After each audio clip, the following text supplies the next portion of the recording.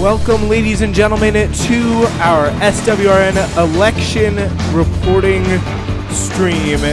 We have some big breaking news for you. Thank you so much for tuning in to today's video. And of course, the breaking news is today, Amy McGrath has won the Democratic primary in Kentucky. That's the latest that we have for you today. That's where we're going to be breaking down the big news and probably one of the biggest most closely watched races from this past Tuesday. The first one really that has gone official. Amy McGrath has won the Democratic primary for the Kentucky Senate. So that is what we see here today. So that is very, very clear at this moment. But as you can see, 45.1 to 43.0. So, of course, we're going to give you the breakdown. It's going to be the analysis. We're going to tell you what was the big factor in this. So yeah, that's kind of what we're kind of looking to explain here. Of course, you're going to put this little piece of breaking news at the bottom.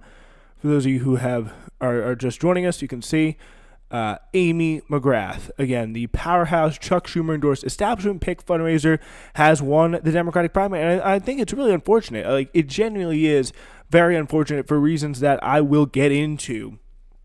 Of course, we can break it down, but we can see some of the analysis are already coming in. Pretty much what happened was in the Kentucky Senate race, you can kind of go through. Of course, the final is 45-1 to 43-0 with, again, 99% reporting. Fully, McGrath and between McGrath and Booker, 238,278 to 227,101. Yeah, so that's pretty much the way things work. And yeah, it's very, very sad to see kind of a bit of a blow to progressives. Not that they didn't already have. I think the fact that he was in such a good position in the first place, I think, is very, very, very, very encouraging, and it kind of shows you that it was pretty big that Amy this Amy McGrath raised $40 million with the Chuck Schumer handpicked choice. And just because she was really such a bad candidate, she raised $41 million, and I don't know how many Charles Booker originally raised, but it is a very, very significant win. And I think McGrath or Booker should definitely run for the House or something in the future, or maybe another Senate seat. I don't know.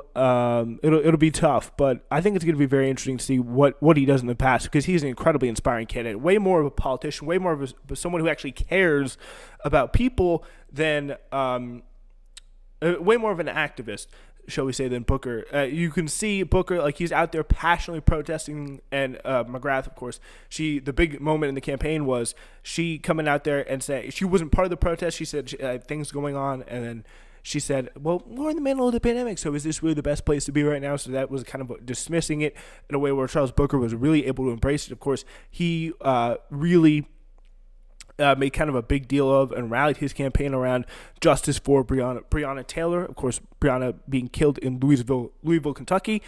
Yeah, so let's take a look at what happened here electorally. As we can start from the beginning.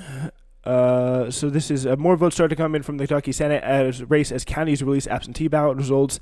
It's still going to be a close one, so it might take a while to declare a winner. In the Kentucky Senate race, all votes from Fayette County, which is Lexington, were now in, and we're still waiting from the votes from Jefferson. Charles Booker is from Louisville, so he gained momentum in the final weeks of the race there, protesting Breonna Taylor. And the big thing about McGrath is she banked such a huge lead in those early absentee ballots that took place before the race really got to its highest point. That was the biggest, most major thing that a lot of people we're talking about. The big Booker surge happened in the most recent 2 weeks, and so much of the race was decided by those early absentee ballots. And for a long time, McGrath was really the only challenger. She was the only real game in town, and a bunch of people, kind of the resistance liberal set, were very much into McGrath, and in no small part were a big part of those $40 million. A lot of that also was big money fundraising. Where Booker didn't take any big money fundraising. He was really the true progressive running this race. not the only progressive running the race, and that, of course, therein lies a bit of a problem. Because if you go back, see the guy that brought him there, Dan Breuer, like undoubtedly played a big role. You see that 5%. If some of that 5% would have gone to at least some of it, like he's now down by 45 to pretty much 43. That's like roughly 2% there of the vote. McGrath has over Booker again for $40.1 million spent. So that's like I don't know, roughly $20 million per percentage point beaten, which is really kind of sad there. And it shows you how much of a face flop her campaign against Mitch McConnell is going to be. And it really it's kind of sad because, again, it shows you that all the energy was there for Charles Booker. All the energy was there for Charles Booker. McGrath was barely running a campaign, was hardly talking to her supporters. She just had the mail-in ballots and had the advantage of the name recognition, the mail-in ballots, and a really in-depth mail-in campaign, which is played a big part of it. Like her sending her mailers out there, and getting people to send in their mail-in ballots. By extension, that was really what solidified the race for her because she had the money, and she had it. And she was in the lead for long enough. She was just able to hold off Charles Booker. If that surge had happened maybe a week earlier, we may be talking about probably will be talking about a completely different scenario. If the coronavirus pandemic hadn't happened, we probably would be talking about a completely different scenario, and more people voted in person. So, yeah. It is a pretty big and probably pretty significant win. None of the other ones in New York have been called yet, but we pretty much expect that Mondaire Jones and Jamal Bowman won. But it should definitely be pretty encouraging, and I think we should expect at this point to see Charles Booker again in the near future. Definitely. So McGrath raised over $40 million. She won the Democratic primary by narrowly holding off a candidate who harnessed energy from protests over racial justice. Jonathan Martin reporting there. 1 week after the primary was conducted, the AP declared McGrath the winner after a campaign that was shaped by the coronavirus pandemic and protests against racial injustice. She narrowly defeated Charles Booker, a state lawmaker who harnessed anger over a pair of fatal shootings by the authorities in Louisville to roar into contention into the final weeks of the campaign. And again, I think with people like Mitch McConnell, like neither of them were probably going to beat Mitch McConnell. Like I'm grown up enough to be like, yeah, it would have been a very, very tough road for either of them. But I think it would have been. I seriously think it would have been tougher for Amy McGrath. Like I don't think either of them probably would have ended up beating Mitch McConnell. But I think Booker had a much better chance to than Amy McGrath. Because why? Because Booker had that energy, and that really matters. When you have a campaign of people that really are excited to see you win and that they are really willing to go to extreme lengths to kind of help you get to where you want to go, like it can be a huge benefit, and it could be, and it is oftentimes the reason why some of those successful campaigns are the way they are. Like Joe Biden, he again is very kind of similar to I think comparable to the 2020 primary situation with Amy McGrath just kind of coasting off of a lot of money and a lot of name recognition, as you saw Joe Biden is. And Booker kind of having that organization, having that on-the-ground activism that so many times progressives have to turn to, because the whole thing about being a progressive is you're not going to get that big name, big money advantage. So if you don't have that, it's really hard to get too much else in your favor. So that is a important reality that we see, and that's a big reason why this race turned out the way it did. So 1 week after, the primary was conducted, the AP declared McGrath the winner. McGrath, though, had raised over $40 million by the start of June and built up a sizable advantage even before primary day because voters cast their absentee ballots to avoid the polls and the risk of contracting the coronavirus. She was also helped by the presence of a number of other Democrats on the ballot, including another progressive who garnered about 5% of the vote. That was a big part. Again, Dan Breuer being there, and then another progressive vote or a candidate named Andom Gribogoris in the Jamal Bowman race but dropped out and endorsed Jamal Bowman. So if that was, again, supposedly a progressive candidate, Dan Breuer should have dropped out and should have endorsed Charles Booker if she was serious about if he was serious about stopping Amy McGrath and then going on to beat Mitch McConnell, like, which is just it's infuriating. It's very infuriating. So yeah, Booker's late surge in what would have been a relatively tranquil nominating contest was another illustration of a progressive momentum in the Democratic Party. And that's where, again, I don't want to make that a billion, trillion, gazillion % clear. That is where the energy is in the Democratic Party.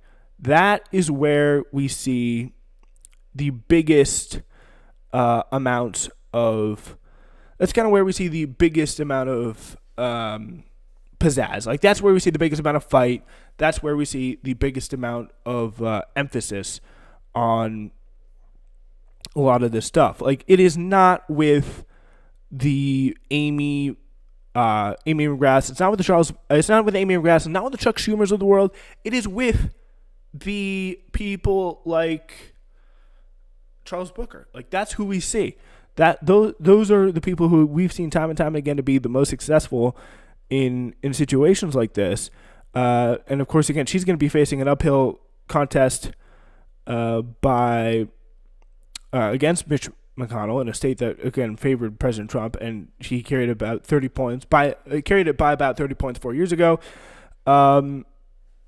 In Booker would have found the race against McConnell pretty difficult as well. In choosing McGrath, however, Kentucky Democrats are hewing to a careful course, putting forth a well-funded political moderate with military credentials up in a red state. So obviously, she's not going to win. She doesn't have a lot of excitement. She's not a very good campaigner. She's a very awkward politician. I just don't think she's going to win. So Booker, though, he ran as an outspoken progressive, argued that such an approach had been tried before and was doomed for failure.